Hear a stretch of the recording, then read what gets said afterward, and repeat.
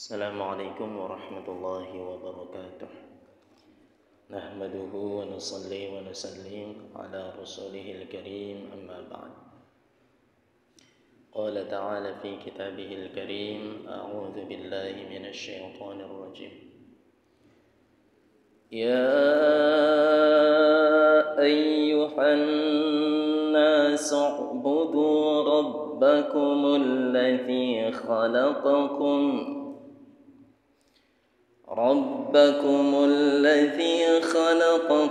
والذين من قبلكم لعلكم تتقون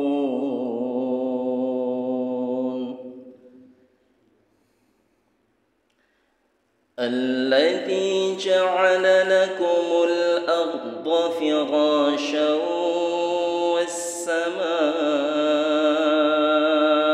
بناء وأنزل من السماء ماء فأخرج به من الثمرات رزقا لكم فلا تجعلوا لله أندادا وأنتم تعلمون وإن كنتم في ريب مما نزلنا على عبدنا فأتوا بصورة من مثله وادعوا شهداءكم من دون الله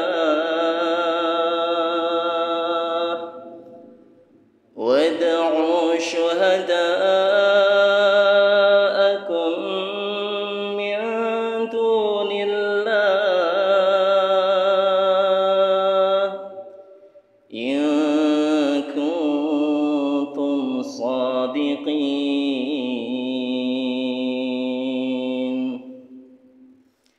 الآية. وقال النبي صلى الله عليه وسلم خيركم من تعلم القرآن وعلمه. Alhamdulillah, segala puji bagi Allah. Salawat dan salam tercurahkan atas junjungan kita baginda Nabi Muhammad sallallahu alaihi wasallam. Alhamdulillah, kita bertemu lagi, kita bertatap muka lagi, karena yang namanya hidup, ketika ada pertemuan pasti ada perpisahan.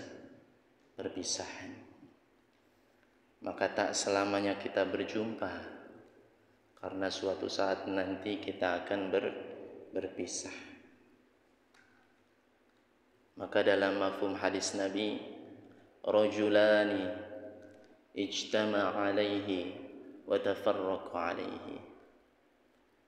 Dua orang yang apabila berkumpul dan berpisah karena Allah, ataupun lebih,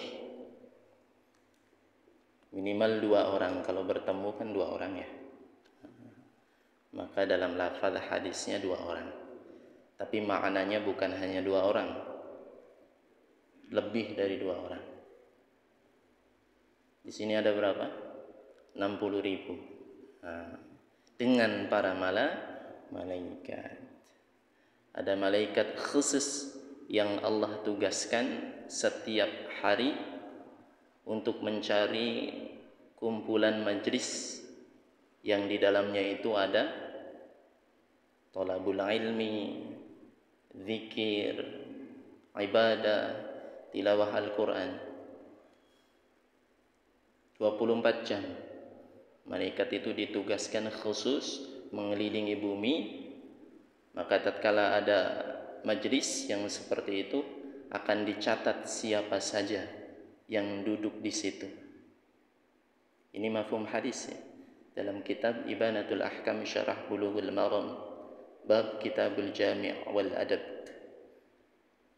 Maka penjelasan para alim ulama, ada hadi dicatat hadi, ada eko dicatat eko, ada angrudi dicatat angrudi, rafi dicatat rafi, kabir kabir. Maka setelah dicatat, isi coba.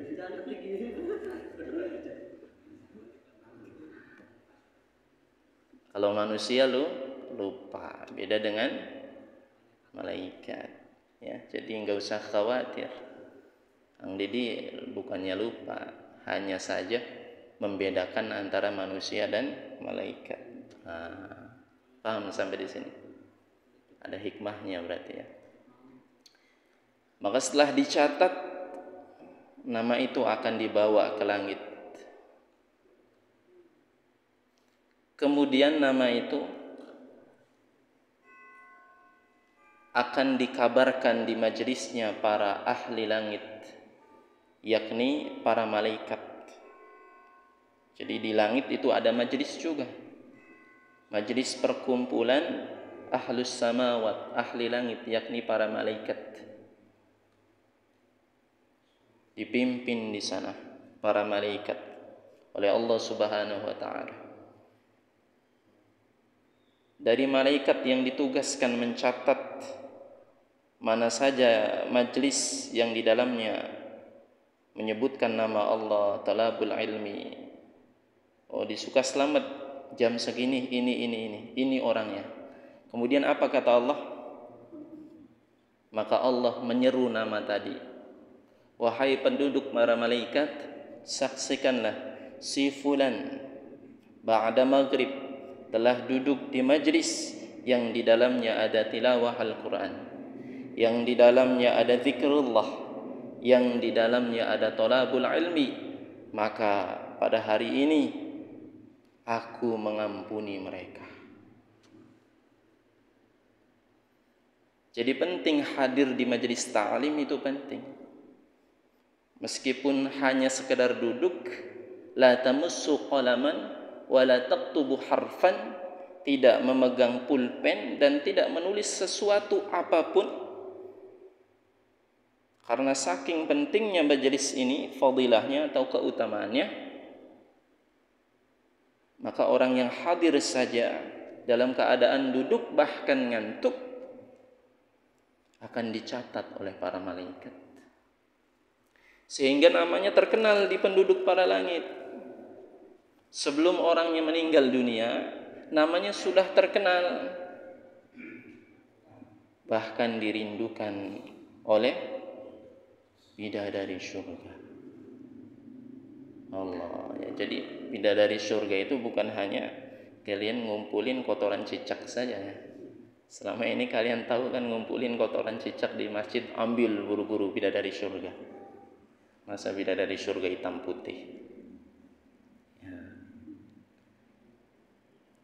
Jadi disebut-sebut namanya sebelum ia meninggal dunia. Itu salah satu fadilah tentang majelis ta'lim.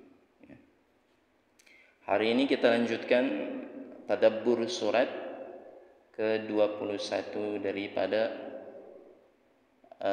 ayat atau suratnya Al-Baqarah. Ya ayyuhan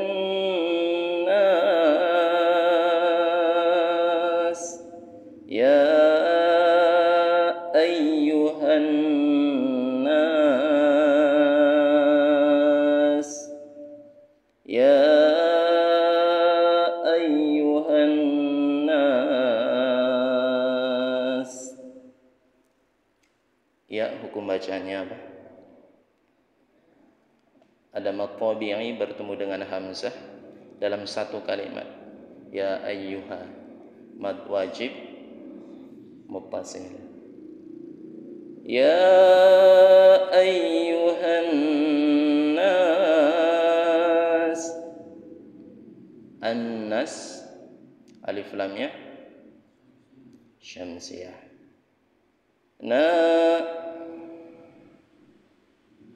Maqtabi'i. U'budu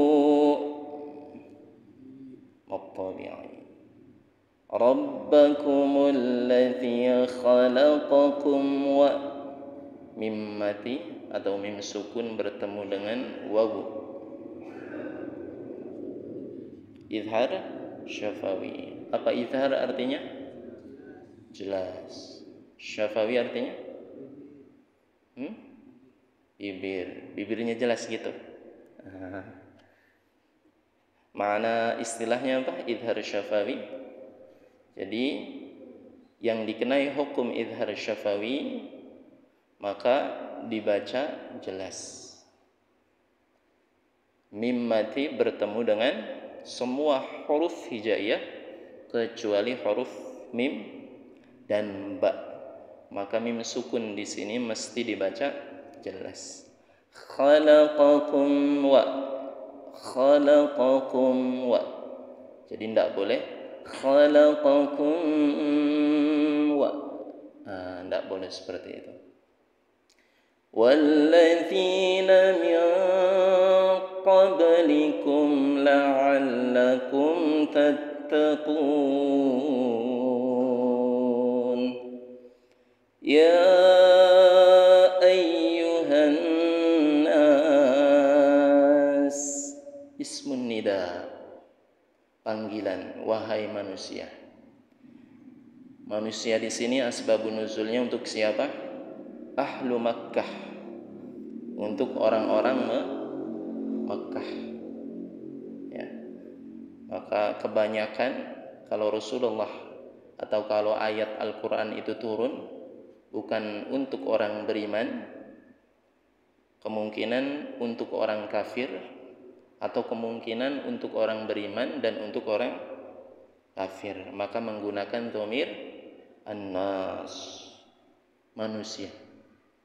Kalau di sini asbabun nuzulnya sebagaimana tertera dalam tafsir, yakni ya ayyuhan nas ay ahlu Makkah, atau penduduk Makkah kala itu, bukan yang sekarang. Sekarang ada siapa di Makkah? Ada pangeran, ada Raja Salman. Ada pangeran siapa? Muhammad bin Salman. Ada lagi siapa? Syekh Sudais. Ada kan di Makkah? Adipati Dolken? Bukan, itu di bengkel Dolken. Wahai manusia, u'budu fi'il amr atau kata perintah. U'budu, sembahlah, ibadahilah. Maksud daripada ibadahilah di sini apa maknanya? Wahidu atau tauhidkan, esakan bahwa Allah itu mukhalafatul lil hawadithi, la ilaha.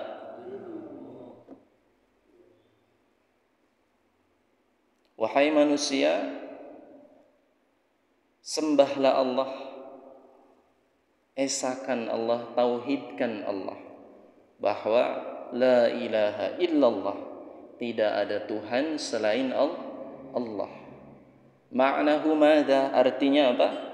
La ma'buda bihaqqin illallah, tidak ada yang patut diibadahi, disembah selain Allah subhanahu wa ta'ala. Kenapa? Karena asbabun nuzul sekali lagi pada waktu itu masyarakat Makkah tidak mentauhidkan Allah.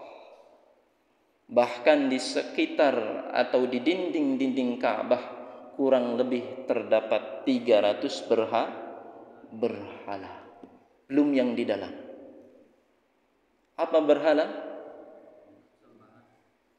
Patung yang digunakan untuk sesembahan.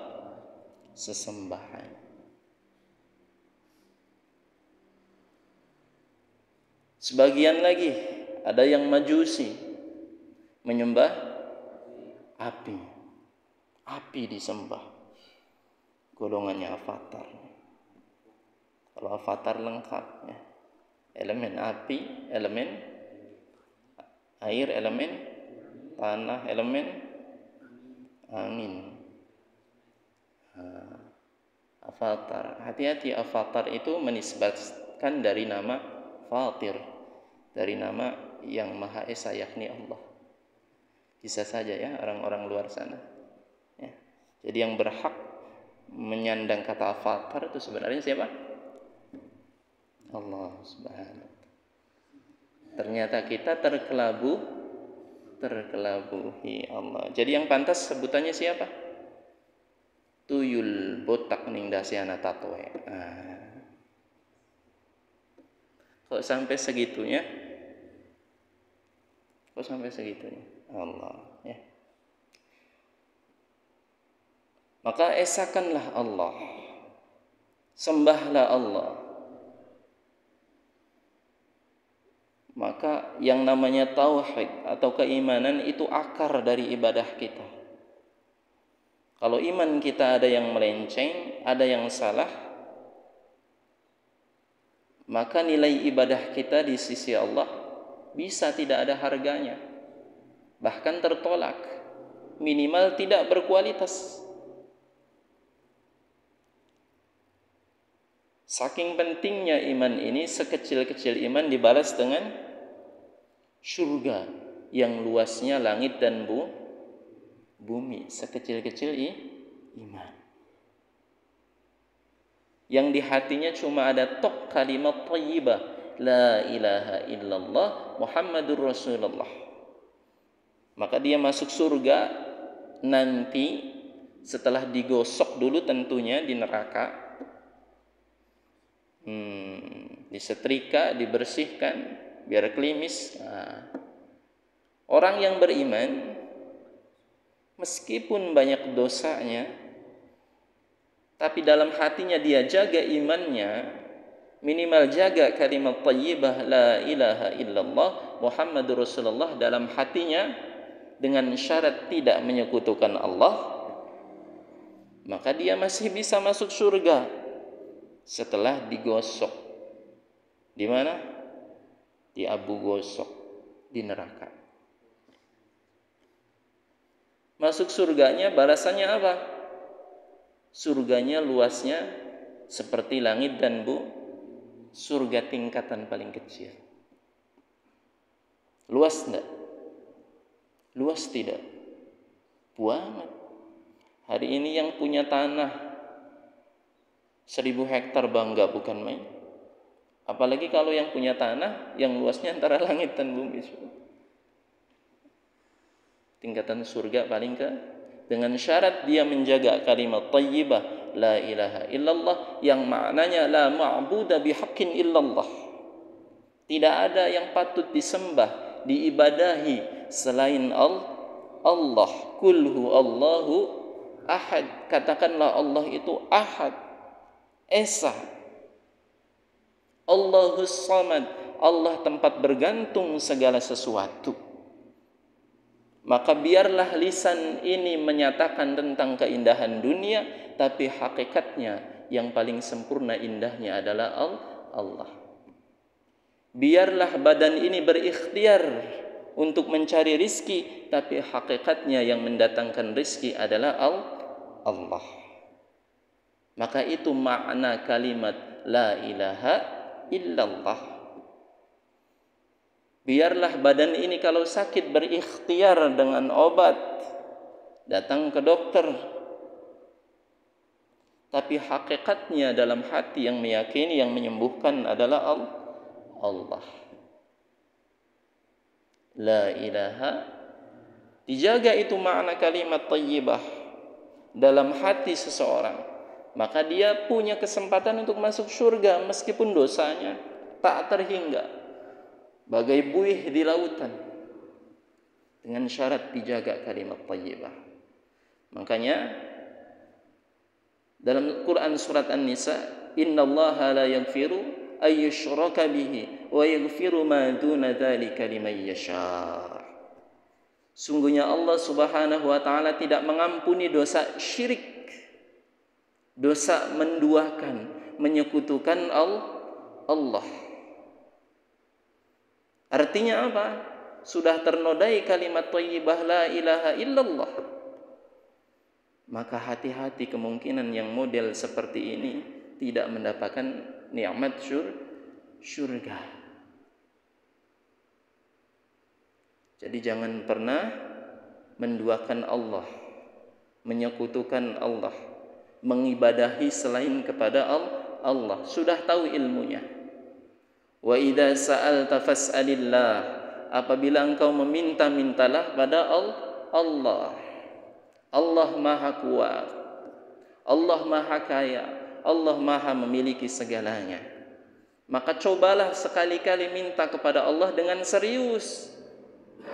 Seriusnya seperti apa? Diikhtiari dengan menjaga salat wajib kita, dengan kita menyiapkan satu waktu yang istimewa untuk bercumbu dengan Allah.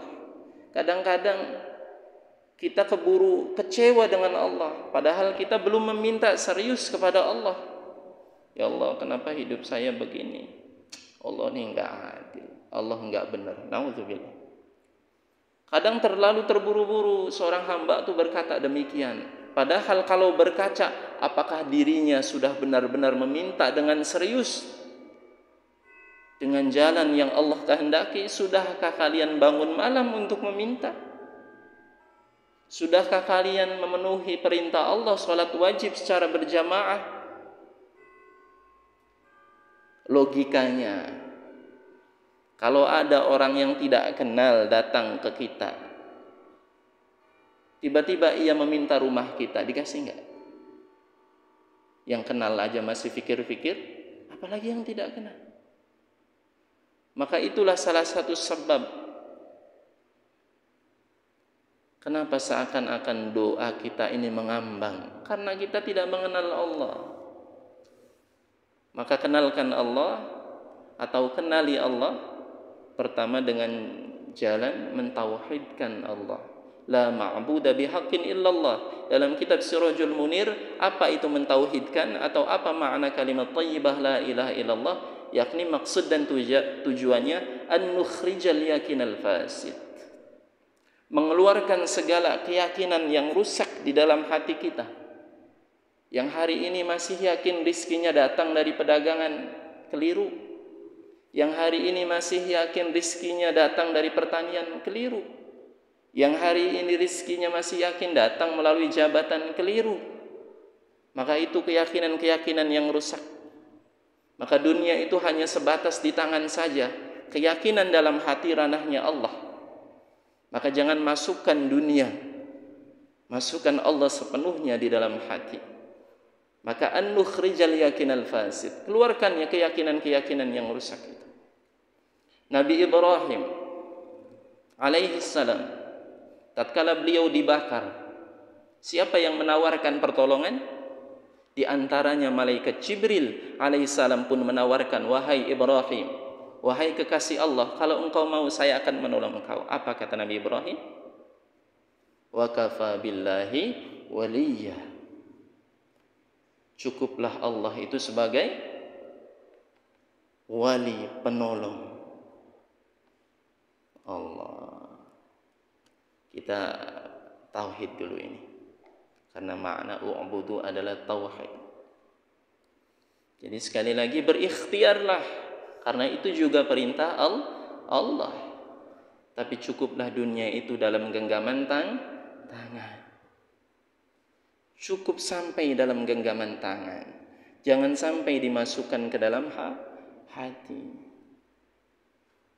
Karena kita di dunia ini hanya berpura-pura.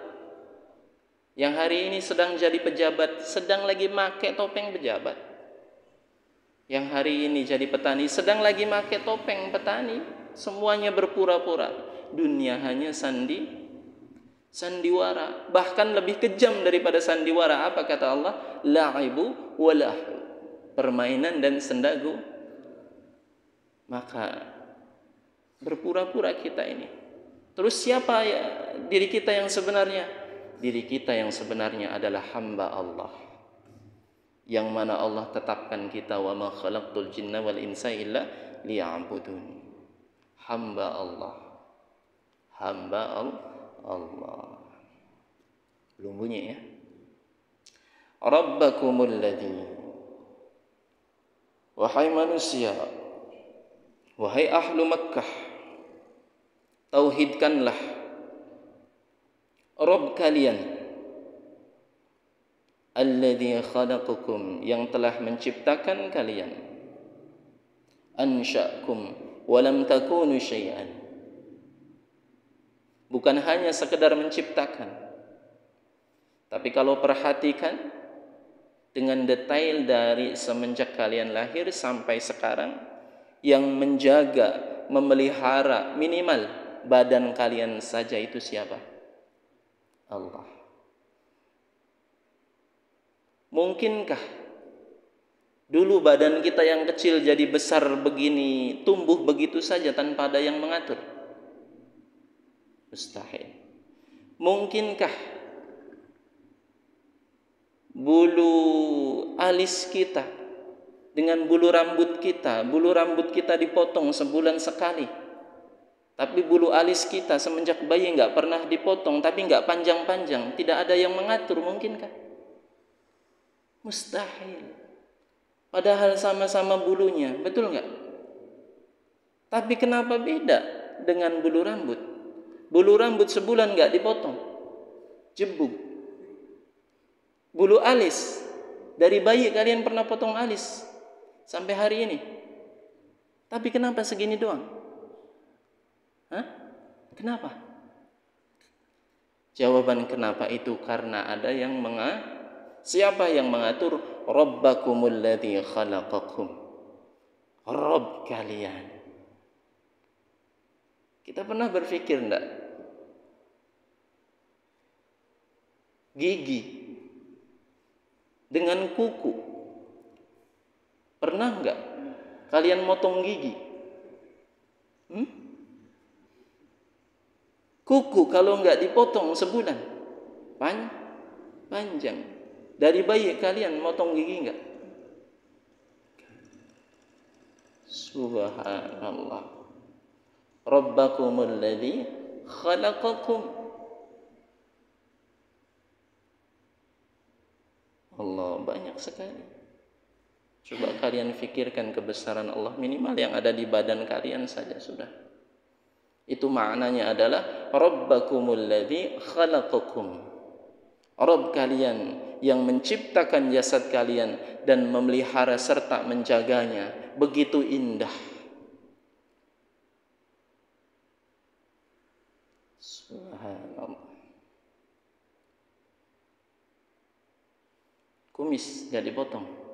Kalau kumis panjang, ya makanya Rasulullah memberikan contoh, qassus sari, potonglah kumis.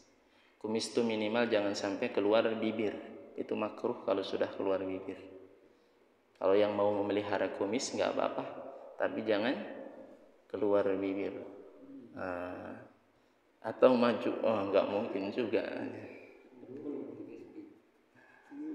Ya. Memelihara jenggot sunnah, tapi jangan sampai 3 genggaman, ya. Jadi cukup 2 genggaman, lebih dari 2 genggaman tangan potong bawahnya.